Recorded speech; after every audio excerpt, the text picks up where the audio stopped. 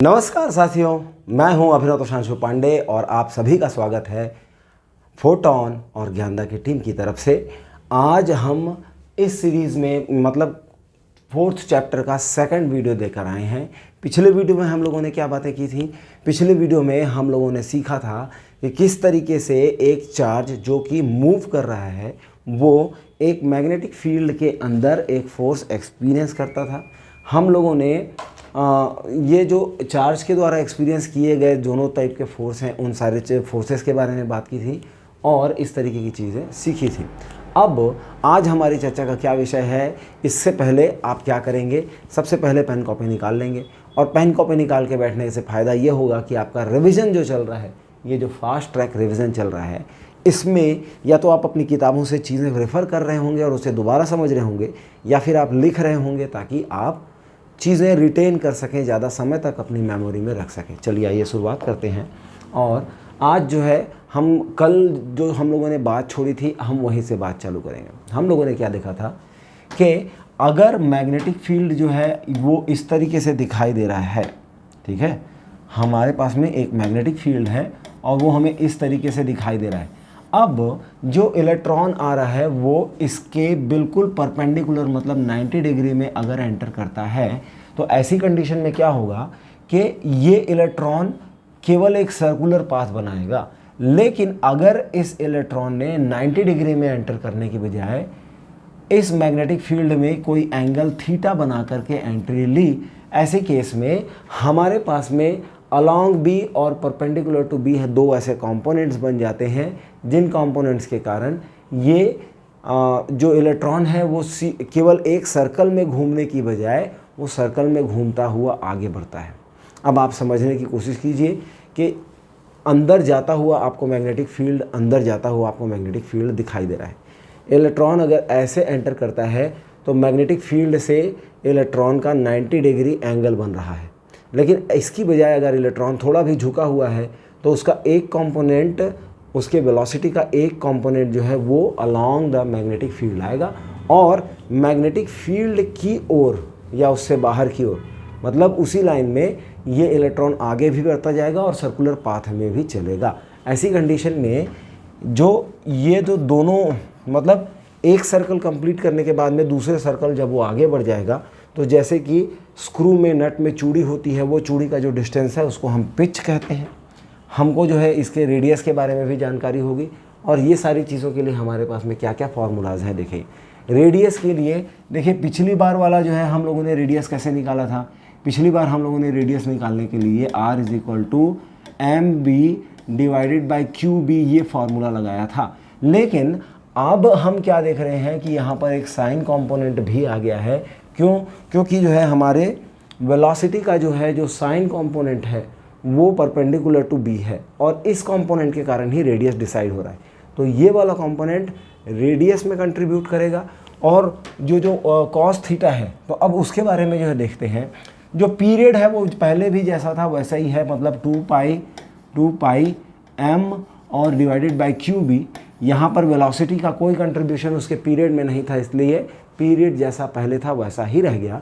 लेकिन अब हम बात करेंगे पिच के बारे में और ये पिच जो है क्या होता है कि जब वो सर्कल कंप्लीट करते हुए जो है आगे भी बढ़ रहा होगा तो दो ऐसी पोजीशन जो सेम फेज में हो, इनके बीच की जो डिस्टेंस है इसको हम पिच बोलेंगे। अब ये डिस्टेंस के लिए आप सोचिए कि एक ऑब्जेक्ट मूव कर रहा है तो उसकी स्पीड होती है स्पीड = डिस्टेंस अपॉन टाइम। अब अगर हमको ये डिस्टेंस निकालना है तो हम स्पीड से मल्टीप्लाई कर देंगे टाइम को। टाइम पीरियड ये है, t की वैल्यू 2 पाई m × QB है और इस टाइम पीरियड में अगर मैं इसकी वेलोसिटी अलोंग b, जो b मैग्नेटिक फील्ड है उस डायरेक्शन में इसकी जो वेलोसिटी है उसकी वैल्यू क्या है? वो वैल्यू है v cos थीटा। तो ये v cos थीटा जो है वेलोसिटी का कंपोनेंट अगर मैं टाइम से मल्टीप्लाई कर दूं तो मुझे ये वाला डिस्टेंस मिल जाएगा और यही हम लोगों ने यहाँ किया है। 2 पाई m/QB ये t की वैल्यू है, टाइम पीरियड की वैल्यू है और इसमें हम लोगों ने v cos थीटा मल्टीप्लाई किया, हमको पिच के बारे में पता चल गया। अब आगे बढ़ते हैं। अगला जो हमारा ये जो है ये क्या है? ये मास स्पेक्ट्रोमीटर है। इसे किसने यूज़ किया था। देखिए कल के लेक्चर में मैंने आपसे एक सवाल पूछा था और उसमें ट्रिक की बात ये थी कि आपका कमेंट ये आना चाहिए था कि भैया इलेक्ट्रॉन के मास के बारे में या उसके चार्ज के बारे में जे थॉमसन ने बताया था, चैडविक ने नहीं बताया था। अब अगर आपको ये आज इन्फॉर्मेशन मिल जाती है कि ये जो इलेक्ट्रॉन के बारे में जे थॉमसन ने बात की थी, तो अब मेरा अगला क्वेश्चन आप लोगों से है कि फिर चैडविक ने हमें क्या बताया था। ठीक है, तो ये एक ट्रिक क्वेश्चन था एंड आप लोगों के किसी के भी कमेंट में मुझे ये इन्फॉर्मेशन देखने के लिए नहीं मिली। अब आगे देखते हैं कि ये एक मास स्पेक्ट्रोमीटर है। यहाँ पर देखिए आपको एक कॉइल नज़र आ रही है और इस कॉइल में जो है जब हम इसे हीट करते हैं तो इलेक्ट्रॉन का इंजेक्शन होने लगता है, मतलब यहाँ से इलेक्ट्रॉन निकलने लगता है। इस इलेक्ट्रॉन को हम एक्सेलरेट करने के लिए यहाँ पर जो है बहुत सारे जो है मैग्नेटिक फील्ड और क्या कहना चाहिए इलेक्ट्रिक फील्ड को अप्लाई करते हैं। यहाँ पर ये जो डिस्क है ये वायर से कनेक्टेड है और इसके कारण इलेक्ट्रॉन जो है इलेक्ट्रिकली जो है एक्सेलरेट होता है। ये दोनों पॉजिटिव चार्ज प्लेट्स होंगी जिनके बीच से इलेक्ट्रॉन एक्सेलरेट होकर निकल रहा है। अब यहाँ पर क्योंकि हम लोगों ने मैग्नेट लगाया हुआ है जिसका मैग्नेटिक फील्ड हमको पता है, इसलिए अब क्या होगा, इस मैग्नेटिक फील्ड के चलते इस इलेक्ट्रॉन की जो एंट्री मैग्नेटिक फील्ड में होती है उसके कारण क्योंकि वो सर्कुलर पाथ अटेन करने के लिए जो है घूमने लगता है। अच्छा, अगर हम जो है इसकी बजाय अगर प्रोटॉन की बात करेंगे तो वो ऑपोजिट चार्ज कैरी करता है, इसलिए वो ऑपोजिट डायरेक्शन में सर्कुलर पाथ में घूमने लगेगा। फिर हम जो है मास की बात करते हैं तो मास ऑफ इलेक्ट्रॉन बहुत कम होता है और मास ऑफ प्रोटॉन जो है वो बहुत अधिक होता है। तो इन सारी चीज़ों के कारण अब मास और वेलोसिटी के कंपोनेंट के कंट्रीब्यूशन के कारण ये अलग अलग एंगल से घूम जाएंगे और हमको वहाँ डिटेक्टर में क्या मिलेगा, हम जहाँ चाहते हैं वहाँ हमको इलेक्ट्रॉन मिलेगा और हम जहाँ चाहते हैं वहाँ हमको प्रोटॉन मिलेगा। तो इस तरीके से जो है जब यहाँ पर से एमिशन होता है तो हम अपनी मर्जी के हिसाब से इलेक्ट्रॉन, प्रोटॉन और ये सारी चीज़ों को उनकी डिज़ायर्ड लोकेशन में पहुँचा पाते हैं। अगर आपको ये देखकर समझ में नहीं आ रहा है तो मैं आपको एक और चीज़ बताता हूँ।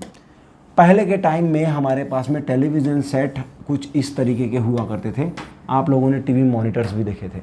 यहाँ पर एक फ्लोरोसेंट स्क्रीन होती थी जिस पर जो है इलेक्ट्रॉन का गन की बारिश, मतलब इलेक्ट्रॉन पड़ने से वहाँ पर लाइट दिखती थी और यहाँ पूरा वैक्यूम ट्यूब होता था जिसमें वहीं वैसी ही एक व्यवस्था होती थी। ये जो है ब्लैक एंड वाइट सबसे पहले ज़माने का टीवी है जिसको जो है हम लोगों ने बहुत लंबे समय तक उपयोग किया। ये इसी कंसेप्ट के ऊपर बेस्ड है। तो मैंने आपको क्या बताया, मास स्पेक्ट्रोमीटर बताया।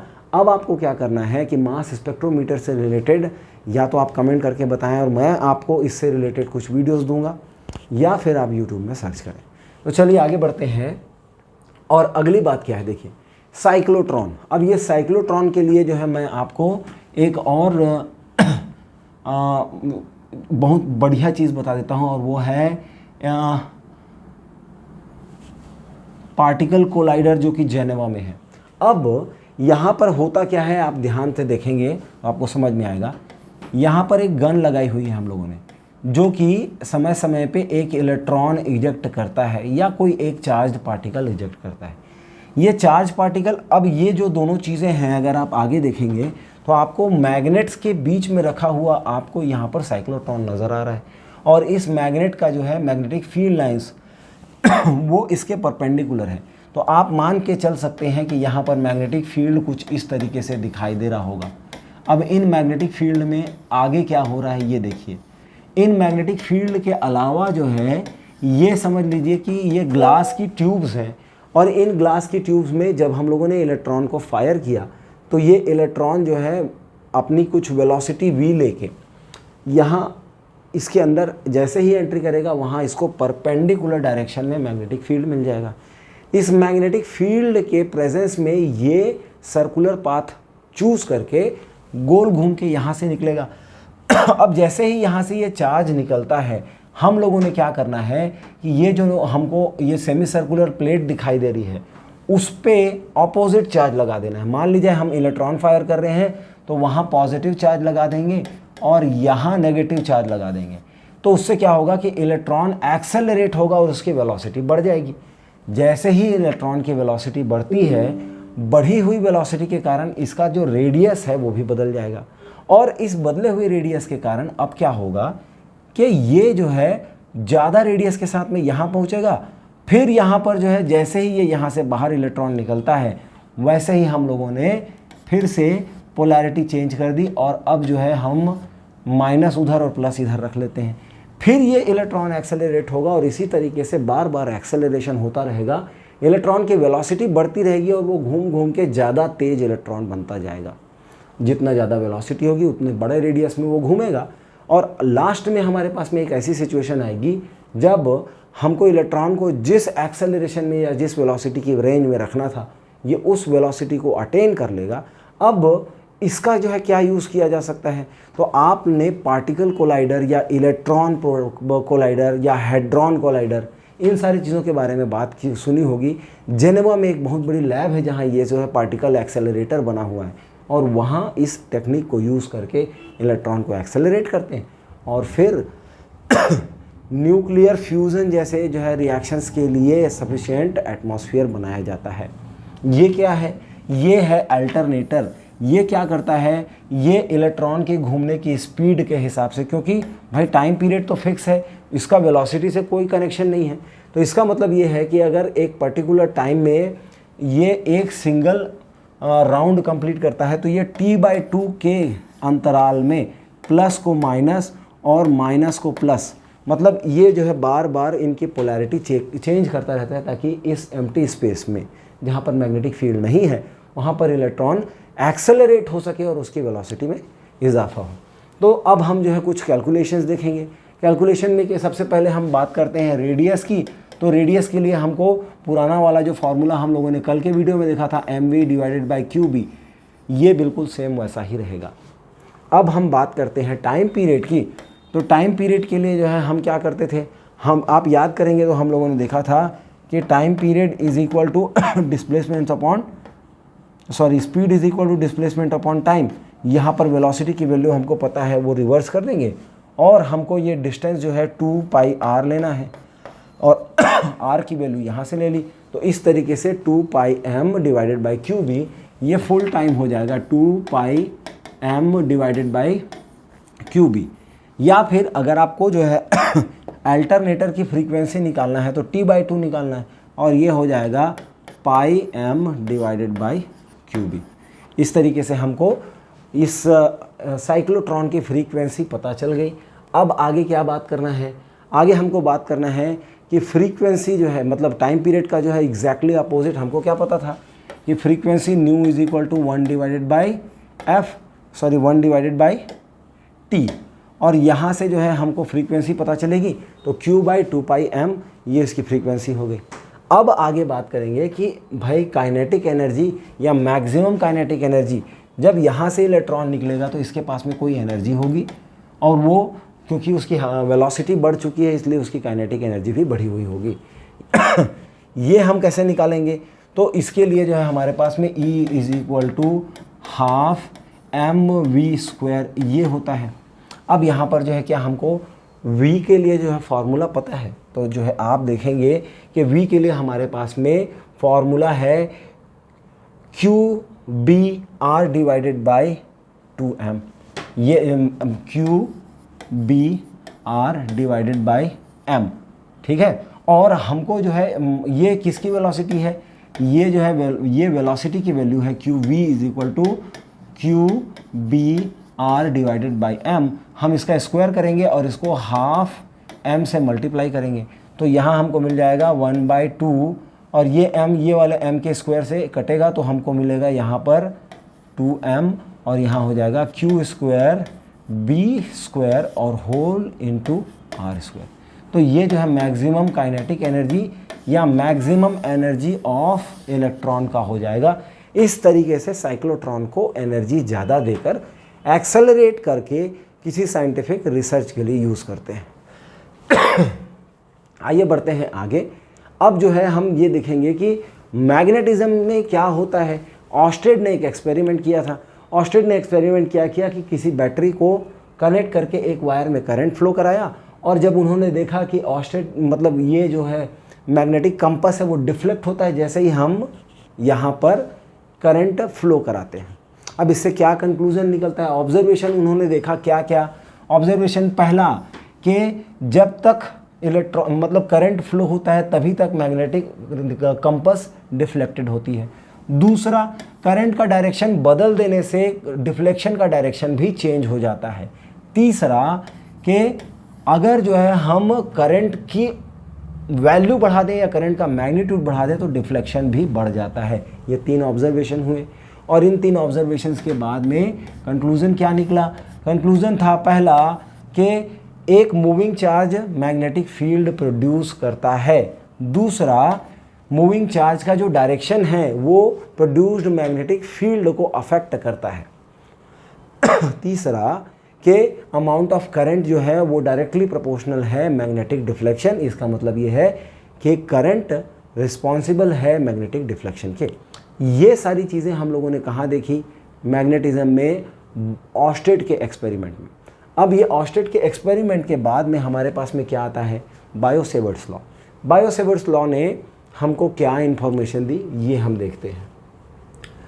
बायो-सेवर्ट्स लॉ ने हमको बताया कि अगर एक वायर है जिसमें से कोई करंट आई फ्लो हो रहा है तो उसके कुछ डिस्टेंस में अगर हम पॉइंट P ले लेते हैं तो वहाँ पर मैग्नेटिक फील्ड इंटेंसिटी dB कैसे निकाली जाएगी। अब इन्होंने देखा कि पहले तो उन्होंने ये, क्योंकि जो है मैग्नेटिक फील्ड इंटेंसिटी एक वेक्टर क्वांटिटी है, तो उन्होंने एक छोटा सा पीस कट कर लिया जिसका नाम रखा dl।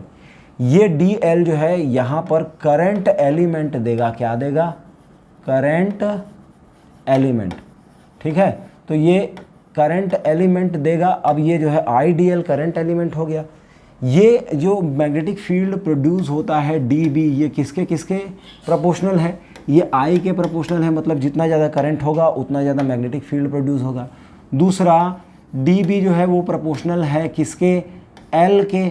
और तीसरी बात है कि ये जो है इसके परपेंडिकुलर डिस्टेंस, मतलब यहाँ जो डिस्टेंस है R, उसके भी रिस्पॉन्सिबल है। As well as this is also proportional to angle theta. तो यहाँ पर dB is proportional to R sine theta. अब इन सारी चीज़ों को मिला के इन्होंने कहा dB is proportional to IDL cross R और R square, inversely proportional to the perpendicular distance. तो इस तरीके से हमको क्या मिला? dB is proportional to IDL cross R। क्यों DL क्रॉस R हम लोगों ने क्यों किया? कि भाई ये पहले तो R स्क्वायर के इन्वर्सली प्रोपोर्शनल था, लेकिन हम लोगों ने ऊपर R मल्टीप्लाई करने के लिए इसमें एक और R मल्टीप्लाई किया और यहाँ से हमको पता चला कि dB is equal to IDL sine theta divided by R square या फिर क्रॉस प्रोडक्ट। तो ये मैग्नेटिक फील्ड जो प्रोड्यूस है, this is a vector quantity. अगला जो आपके पास में जो टॉपिक ऑफ डिस्कशन है, जो हम अगले वीडियो में देखने वाले हैं, यहाँ पर हम एक सर्कुलर लूप जिसमें से करंट फ्लो हो रहा है उससे x डिस्टेंस दूर किसी पॉइंट में जो उसके एक्सियल पोजीशन में है, यहाँ पर मैग्नेटिक फील्ड को समझने की कोशिश करेंगे और इसके बेसिस में हमारा चैप्टर बढ़ेगा आगे। तो जुड़े रहिए हमारे साथ में, अपने दोस्तों के साथ में ये वीडियो शेयर कीजिए और जल्दी जल्दी जो है ये रिवीजन चलता जा रहा है, तो आपको भी इसका फ़ायदा उठाना चाहिए। मिलेंगे हम अगले वीडियो में और तब तक के लिए धन्यवाद।